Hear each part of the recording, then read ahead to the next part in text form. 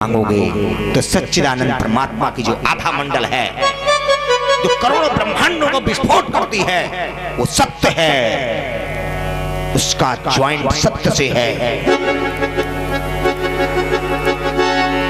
Current को पैदा करने वाला वैज्ञानिक था, उसके अंदर लास्ट की स्थिति क्या गई?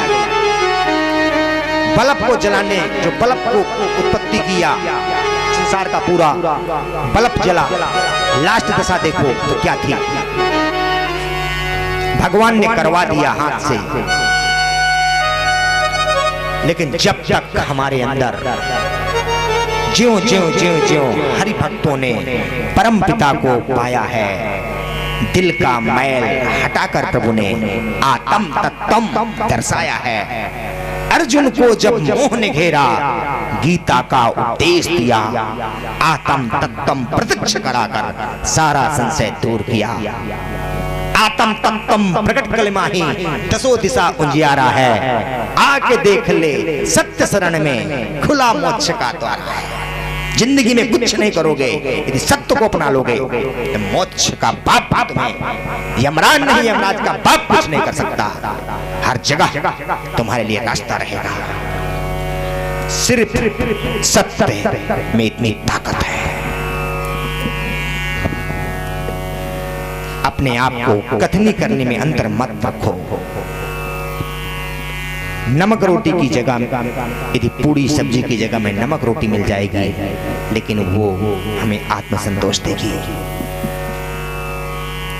यही सत्य है, यही भागवत है, यही भगवान की कथा है। समर्पण भागवत की उत्पत्ति श्रद्धा से होती है, विश्वास से मध्य होता है भागवत का, और समर्पण में भागवत समाप्त हो जाती है।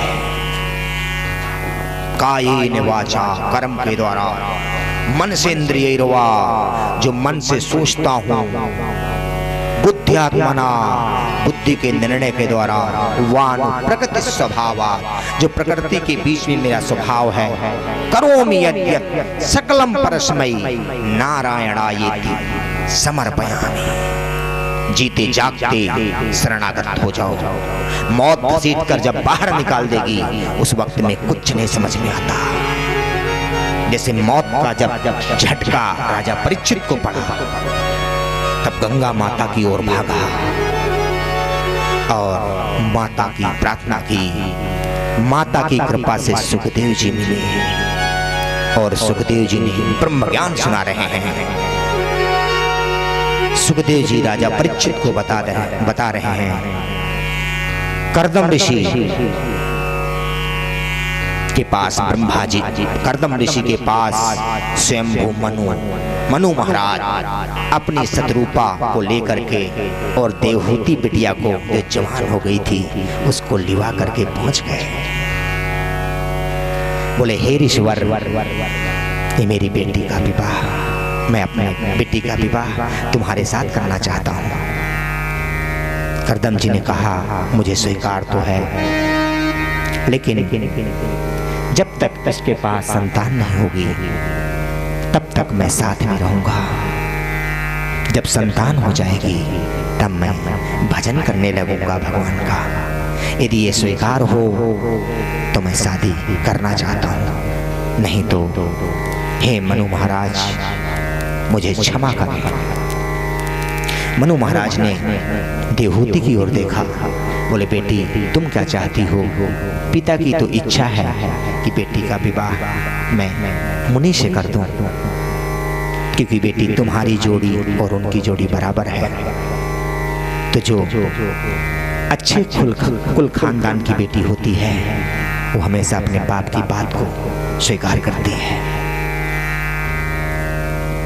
महारानी शत्रुपा ने भी कहा, देवहूति ने स्वीकार कर लिया। दोनों का आचार्य को बुलाकर विवाह कर दिया, और स्वयंभू मनु रानी शत्रुपा के साथ अपने नगर को लौट आए। एक दूसरे को कर्दम ऋषि और देवहूति ने देखा। बोले, स्वामी प्रणाम किया। बोले, स्वामी रहते कहाँ पे हैं? स्वामी अपनी कुटिया ले गए। देहूती घुसती है तो देखा, ऊपर की ओर देखा तो चिड़ियों के झोंझे लगे हुए थे चारों। बोले स्वामी, स्वामी जी ये क्या है? बोले ये चिड़िया इसको अपनी कुटिया मानते हैं, इसलिए बेचारी पानी जब बरसता है तो अभी घुस जाते हैं बेचारी इसी में। देहूती ने नीचे की ओर देखा, बड़े बड़े बिल थे चूहों के। बोले स्वामी ये क्या है? बोले हे देवी, ये चूहे बेचारे इसको अपना घर मानते हैं, कुटिया को। बेचारे कहीं से आते हैं बिल्ली के डर के मारे, मेरे बगल में छिप कर लुक जाते हैं, घुसे रहते हैं, बिल्ली नहीं आती। जी स्वामी। और आगे घुसी, देखी 3 चीज, लोटा, लंगोटा और सोटा, और चौथी चीज कोई थी ही नहीं। बोले वृंदावन बिहारी लाल की। आजकल की धर्म पत्नियां होती तो कहती रसोई घर का सिस्टम कहाँ है, गैस सिलेंडर कहाँ है, ये कहाँ है, वो कहाँ है, पूछो ना। चंद्र मिनटों में तो पति देव कहते हैं हाउस बैंड, हस्बैंड, हाउस माने घर, बैंड माने बाजा, घर का बाजा बजता रहा। ये चीज खराब पड़ी है, हाँ हाँ ठीक है देखा जाएगा, तो बेचारा हाउस बैंड हो जाता है, घर का बाजा बजता रहता है। काम धंधे से बेचारा आएगा तो चिल्लाता रहेगा, तो वो अपने काम उनको जो करना है वो करना है। बोले वृंदावन बिहारी लाल की जय। करदम जी बोले, बोले देहूती बैठ जाओ, धूरू में धूल मिट्टी थी। बोले हाँ बैठ गए। देहूती जान गई कि मेरा पति तपस्वी है। देहूती ने कहा स्वामी मैं आपकी क्या सेवा करूं? स्वामी कहीं जंगल है, मैं फल तोड़ लाऊं। तुम अपनी जीविका का निर्वाह कैसे करते हो? करदम जी ने बताया कि कुछ पेड़ हैं और ये झरना है, यहाँ से नहा आता हूँ, नहा लेता हूँ, स्नान कर लेता हूँ, और ये फल है, इन फलों को खा लेता हूँ, बस भजन में लगा रहता हूँ। अब तुम आ गई हो तो तुम भी मेरी सहायक बन गई हो। हे मेरी धर्म पत्नी, मिसेज नहीं, धर्म पत्नी। धर्म में पति को हाथ बटाती है, उसको कहते धर्म पत्नी। धर्म पत्नी तुम मेरी धर्म पत्नी हो, अर्ध अंगनी हो, आधा मेरा अंग। मैंने सब वचन दे चुका हूँ पंडित जी के सामने। देवी मेरी इच्छा एक है, क्या तुम मेरी सहायता करोगी?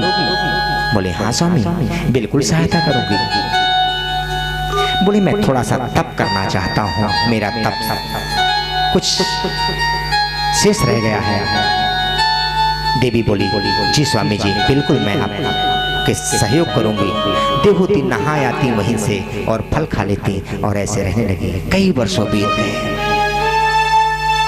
करदम ऋषि जान गए कि मेरी पत्नी की परीक्षा हो गई। क्या कहते हैं कि धीरज धर्म मित्र अरु नारी, धीरज धर्म मित्र अरु नारी,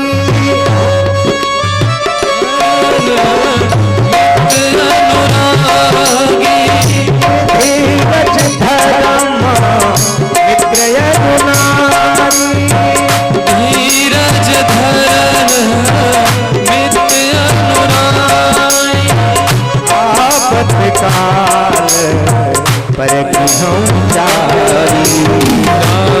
सिया राम सिया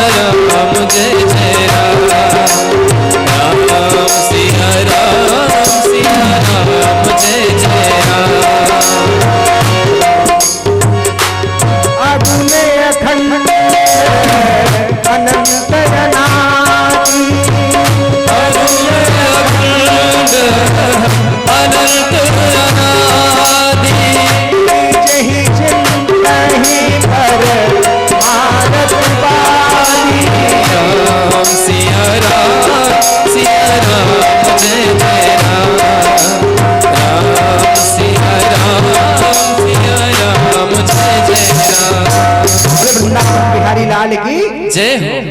अगुण अखंड अनंत अनादि पति देवता अनादि का सुमिरन करने लगे। और यहाँ देवहूति की परीक्षा हो गई। देवहूति स्वामी की मित्र और नारी की परीक्षा भी हो गई। दोनों काम हो गए। तुरंत पलक झपकते ही जब शक्ति प्राप्त हुई तो करदम जी ने एक ऐसा विमान बनाया। ये भारत का सबसे पहला वैज्ञानिक है करदम ऋषि, जो विमान में फौज ग्रह, देवालय, न्यायालय, दुकानें, फौज में रहने के लिए सुरक्षा, फौज पूरी की पूरी उनकी अपनी दुनिया विमान के अंदर थी। देवहूति ने देखा स्वामी प्रकाश, तेज प्रकाश में सिंहासन पे बैठे हैं। देवहूति के पास कई सखियां आईं और देवहूति को स्नान कराया। देवहूति के शरीर में लटापटा हो गए थे, उनको साफ किया और देवहूति को लेकर के विमान में बैठाकर घूमने लगे। घुमाते घुमाते विमान को गर्मी में समुद्र के अंदर घुस जाते विमान को लेकर अलग अलग दिशाओं में टहलते रहे। तब उस बीच में करदम ऋषि के 9 कन्याएं हुई। कितनी? 9 कन्याएं। करदम ऋषि सोचे देवी तुम्हारी ये जो जवानी की उम्र थी मैंने विमान में घुमाया, अब देवी उम्र का भी कुछ समय आया, अब तुम्हारे संतान हो गई, अब मैं भजन करने चला जाऊं। देवहूति बोली स्वामी अभी आपने कहा था ना कि कोई संतान हो जाएगी, पुत्र हो जाएगा, इसलिए स्वामी संतान पुत्र ही है, एक लकड़ी हो जाए मेरे आड़ के लिए, फिर स्वामी आप जाएं। भगवान करदम जी को ध्यान आ गया कि भगवान का वरदान था कि मैं तेरा पुत्र बनकर आऊंगा। भगवान का ध्यान किया और देवहूति के साथ मिलन किया। उसी रात पुत्र ठहर गया और 9 माह बीतने के बाद भादों का मास था। फूल खिलकर महक रहे थे। समय की गणना क्या किया जाए और थोड़ी ही देर के बाद कपिल भगवान की उत्पत्ति हो गई। बोलिए कपिल भगवान की जय हो। कपिल भगवान पैदा हुए। ब्रह्मा जी देखने के लिए आए कि नारायण का स्वरूप आया है। तो जैसे कपिल भगवान के पास आए हाथ जोड़कर खड़े हुए, चक्कर लगाया तो करदम जी ने कहा हे पितामह मेरे 9 कन्याएं हैं और तुम्हारे भी 10 लड़के हैं, मरीच, अंगिरा, पुलस्त, पुलाह, क्रतु, भृगु, वशिष्ठ, दक्ष और नारद। तो भगवान ने कहा नारद तो शादी करेगा? नारद जी बोले श्रीमन नारायण नारायण मैं तो शादी नहीं करूंगा। नारद जी लेकर बीड़ा भाग निकले हैं। बोले ये 9 मेरे पुत्र हैं। करदम जी बोले फिर महाराज ये मेरी 9 कन्याएं भी हैं और इनको आपस में खड़ा करके मैं कहाँ हेरूंगा, और महाराज जयमाला हो जाए, इनके साथ शादी हो जाए। इसलिए एक एक कन्या को एक एक पुत्र, ब्रह्मा जी के 9 पुत्र और करदम जी की 9 कन्याएं, उसमें अनसुईया भी है। बोली अनसुईया महारानी की जय। जहाँ सती अनसुईया आप जाते हैं, इन्हीं में से आपस में इनकी शादी हो गई। भगवान कपिल की परिक्रमा लगा करके करदम ऋषि चल दिए। करदम ऋषि जा रहे हैं और जब करदम ऋषि आगे पहुंच जाते हैं तब भगवान के तपस्या में लीन हो जाते हैं। 9 कन्याएं अपने जो 9 बेटियां थी माँ से दूर चली गईं, अपने ऋषियों के यहाँ चली गईं। बेटा था, बेटा भी जो भगवान कपिल थे कपिल भगवान भी बैठ गए ध्यान में। पति थे भजन में चले गए। बताइए उस माता का क्या होगा। वो सोच रही है कि मेरा भजन में मन नहीं लगा, मैं इतनी दुखी हूं। मैं दुख से दुखी होकर के भगवान कपिल के, जहां भगवान कपिल भजन कर रहे थे, ध्यान में थे, भगवान कपिल की कुटिया पकड़ ली। कुटिया को पकड़ करके ऐसे रोने लगे कि हे बेटा कपिल, तेरे पिता की याद आ रही है, ये मेरी 9 पुत्रियों की याद आ रही है। तुझे एक साल बीत जाता है, तू ध्यान में बैठा रहता है, ध्यान में नहीं लगता बेटा, मुझे भी कुछ बताओ। कपिल भगवान काफी दूर बैठे थे। भगवान कपिल की कुटिया को पकड़कर लिपट करके माता देवहूति कहती हैं कि जब याद तेरी आ जाती है, एक अजब नजारा होता है, आंखों में आंसू होते हैं, दिल दर्द कमारा होता है। जब याद तेरी आ जाती है, एक अजब नजारा होता है, आंखों में आंसू होते हैं, दिल दर्द कमारा रोता है।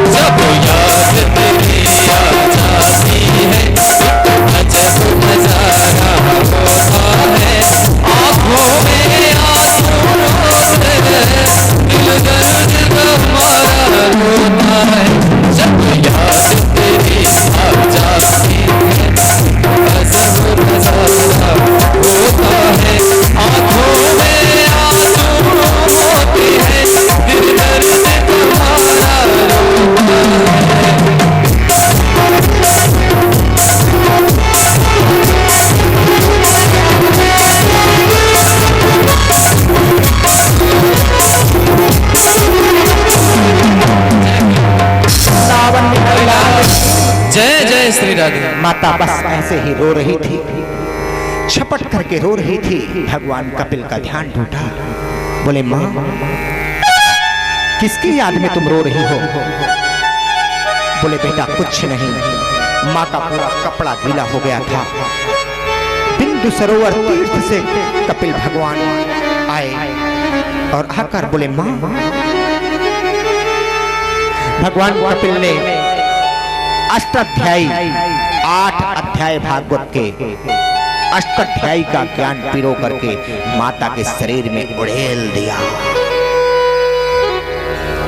कि नायम जनों में सुख दुख हेतु न देवतात्मा ग्रह कर्म कालः ये मनः परम कारण मामनन्ति संसार चक्रम परिवर्तयेद यत्। जैसे भगवान कपिल ने पूरा ज्ञान उड़ेल दिया। बोले मां, सुख दुख का कारण केवल मन है, सब कुछ मन है। जैसे भगवान कपिल ने आत्मज्ञान का, ब्रह्म निरूपण का, ब्रह्म रस का, जब भगवान कपिल ने अष्टाध्यायी को समझाया, माता का शरीर पिघल कर जल बन गया और मां वहीं से नदी बनकर बह चली। क्योंकि जैसे जैसे ज्ञान हमारे अंदर प्रवेश कर जाता है, हमारा सब कुछ शिथिल हो जाता है। और भगवान कपिल बिंदु सरोवर तीर्थ की ओर चल दिए। बोलिए कपिल भगवान की जय। तीसरा विवाह देवहूति। पहला अकृति थी, अकृति का विवाह रुचि प्रजापति के साथ हुआ। देवहूति का विवाह कर्दम जी के साथ हुआ। प्रसूति का विवाह दक्ष प्रजापति के साथ हुआ। दक्ष प्रजापति ने अपनी 16वीं कन्या का विवाह, सती थी, सती का विवाह शंकर जी के साथ कर दिया। दक्ष प्रजापति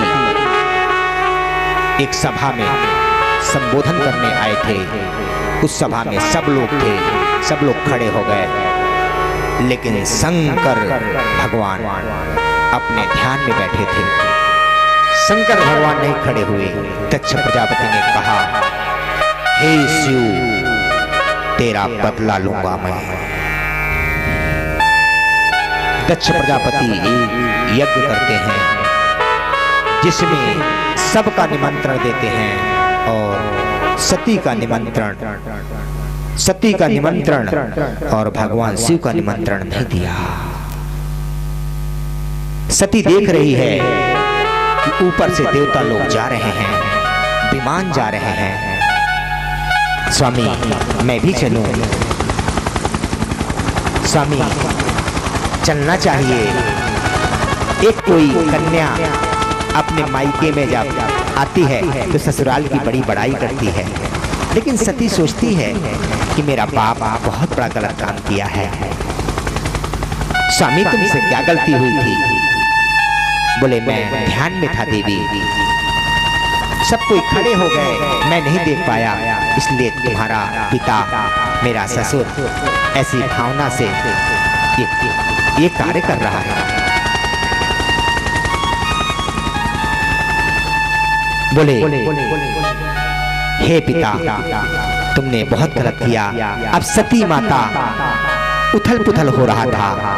सती कह रही है, हे प्रभु क्या चली जाऊं? भगवान शिव कह रहे हैं कि यदि शादी हो जाने के बाद बिना बुलाए मायके नहीं जाना चाहिए। पति की बात मानो देवी। शिव जीव को समझा रहा है, लेकिन जीव नहीं मान रहा है। तो आजकल की समय में समझाया जाए तो बात ही नहीं है। भगवान शिव कहते हैं कि विद्या तपो वपूर्व यह कुलई है, सताम गुड़ई है, खड़भिर सतनेत रहा, यश्मतो वृतायाम दुदर्श शब्दयः। कहते हैं हे देवी, विद्या विद्या तपोविद वपुर वयः कुलई है सताम गुणई है खड़बिल सतमेतरम। विद्या तप युवावस्था सुंदरता ये सब उच्च कुल के लक्षण हैं, लेकिन देवी जब ये उच्च कल में पैदा होकर के जब अवगुण आ जाता है, नीच गुण बस जाते हैं, तो व्यक्ति की बुद्धि खराब हो जाती है। देवी बारंबार शिव जी से प्रार्थना करने के बाद देवी से रहा ना गया, सती चली गई। जब सती चली जाती है तो देखा कि जो सब बहनों के पति बैठे थे, इज्जत हुई। जो 16 का जो सती की सारी बहनें थी, 15-16 जो बहनें थी, सब आपस में कोई नहीं बोली, ना उनके कोई आदमी बोले, न सती का बाप दक्ष प्रजापति बोला। सती ने देखा कि मेरे भोलेनाथ का कोई हिस्सा नहीं है, हे बाप मेरा भी कोई हिस्सा नहीं है। एक निगाह सती की बाप से टकराई, लेकिन बाप ने अपनी निगाहों को अलग कर लिया। सती जान गई कि मेरा आदमी मुझे मना कर रहा था, मेरे स्वामी मुझे मना कर रहे थे, लेकिन वारे सती नहीं मानी। अब ये सती मुंह नहीं दिखाएगी, अरे दक्ष प्रजापति तू मेरा बाप जरूर है, लेकिन तेरा यज्ञ विध्वंस कर दूंगी। सती ने चंडी का रूप धारण किया और ऊंचे स्थान में चढ़ करके सती ने, जहां बहुत सारी अग्नि प्रज्वलित थी, जल रही थी, उसी बीच यज्ञ में धड़ाम से कूद पड़ी।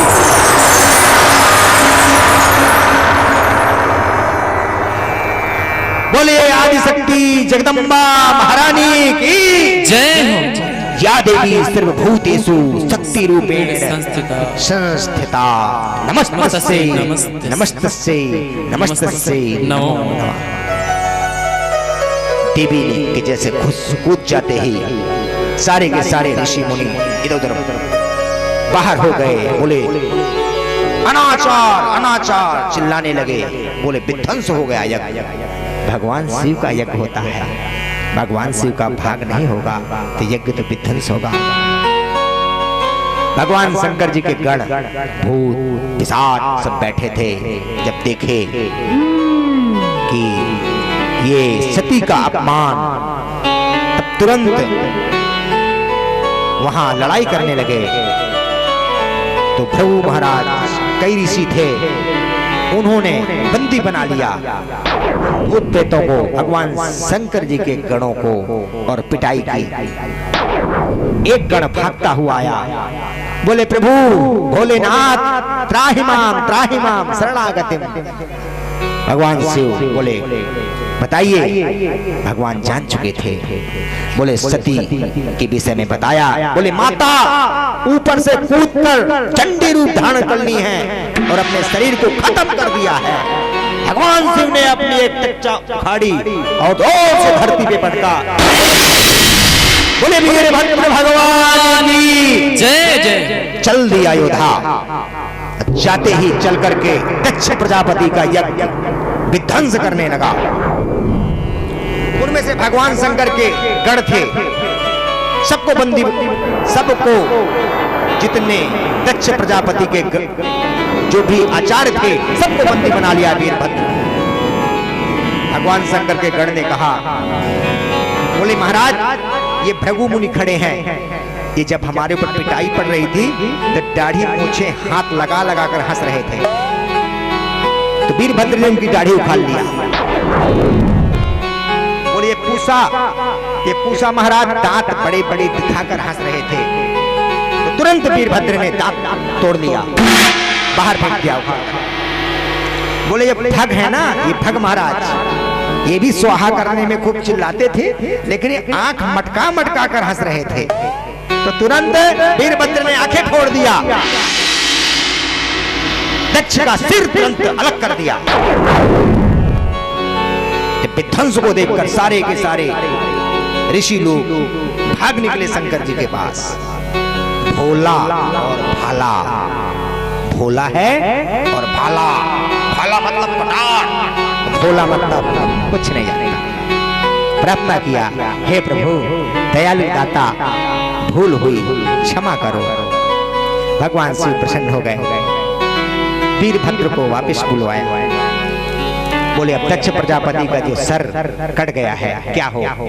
बोले जाओ, जो पहले किसी भी योनि के जीव का सिर मिल जाएगा उसको ले आओ और जोड़ दिया जाएगा। तो बकरा मिला, तो बकरे का सिर दक्ष प्रजापति को लगा दिया। बोले वृंदावन बिहारी लाल की जय। बकरे का सर दक्ष प्रजापति मैं करने लगा। अब बकरा का सर लग गया। दक्ष प्रजापति को किसी समाज में कोई बुलाता था, दक्ष प्रजापति शर्मिंदा हो जाता था। इसलिए दक्ष प्रजापति अपने को अकेले में रहने लगा। सुखदेव जी कहते हैं राजन, हे परीक्षित, मैंने स्वयंभू मनु की तीनों वंशावली बता चुका, जो बेटियां हैं अकृति, देहूति और प्रसूति। अब बताता हूं उत्तानपाद का विवाह। उत्तानपाद राजा की जो पत्नी थी वो थी सुनीति। सुनीति के साथ हुआ। उत्तानपाद राजा सोचे कई साल बीत गए, अभी हमारे कोई संतान नहीं हुई। बोले अभी हमारे कोई संतान नहीं हुई। राजा उत्तानपाद एक दिन मन में विचार किया, बोले चलो एक रानी कहीं से और ले आएंगे। शिकार करने निकले। ऐसी जगह पे गए कि शिकार में वहां किसी राजा का सभा थी। उस सभा को उन्होंने वीरता पूर्वक जीत लिया। तो एक रानी को प्राप्त कर लिया और उसको लेकर आने लगे। जैसे ही अपने क्षेत्र के अंदर घुसे तो जो दरबारनी होती हैं बोले महाराज बधाई हो, बधाई हो। बोले किस चीज की बधाई? बोले महाराज आपकी जो सुनीति रानी है वो गर्भवती हो गई है। बोले गर्भवती हो गई है? तो जो नई सुरिच लाए थे, सुरिच नाम की औरत वो देखने लगी। बोले मेरा क्या होगा? तुम कह रहे थे मेरे कोई संतान नहीं है, तब मुझे ले आए, मेरा क्या होगा? बोले तुम भी रह जाना। बोले देखो एक बात तय कर लो, जो सुनीति है वो मेरे से दूर रहेगी और मैं तुम्हारे पास रहूंगी। ये बात अभी तय हो तो मुझे ले चलो, और न तय हो तो मुझे यहीं से कह दो, मैं चली जाऊंगी। राजा ने बोला ऐसा कुछ नहीं है, तुम मेरे पास रहोगे। ये राजा वचन देता है। ले आए। सुनीति तो बड़ी ब्याही थी और उसको तो आज के समय में क्या कहा जाए, आज की भाषा में कुछ और मंच से नहीं कह सकते। उसको तो स्वेच्छा से ले आए थे। सुरुचि जो मन में आ जाए, सुरुचि जो हमारे रुचि में आ जाए, रुचि के अनुसार राजा ले आए थे। बोले तू रुचि के अनुसार आइए, तुम पास मेरा। अब बड़ी ब्याही को दूर बना दिया, वहां वो रहती थी। उसके जो सुनीति का बेटा हुआ वो ध्रुव हुआ। प्रेम से बोलिए जय श्री कृष्ण। जय श्री कृष्ण। और जो सुरुचि थी उसके जो बेटा पैदा हुआ कुछ समय बाद उसका नाम पड़ा उत्तम। एक दिन ध्रुव अपने माता की गोद में आके बैठने के लिए आया, बाप की गोद में। अपने माता से पूछा कि माता हमारा बाप कौन है, पिता कौन है? तो बोले वो जो अभी नई रानी लेकर आया है वो ही पिता है तुम्हारा। बोले जा रहा हूँ, बाप की गोद में बैठूंगा, खेलूंगा। बोले देख जा, अभी क्या पता तेरी दूसरी वाली माँ तुझे बैठने देती है कि नहीं। बोली माँ कैसी बात कर रही है? गया तुरंत आकर बाप की गोद में बैठ गया। बोले पिताजी, जैसे पिताजी बोला वो देख रही थी, आई और उठा करके दूर ऐसे फेंक दिया। खबरदार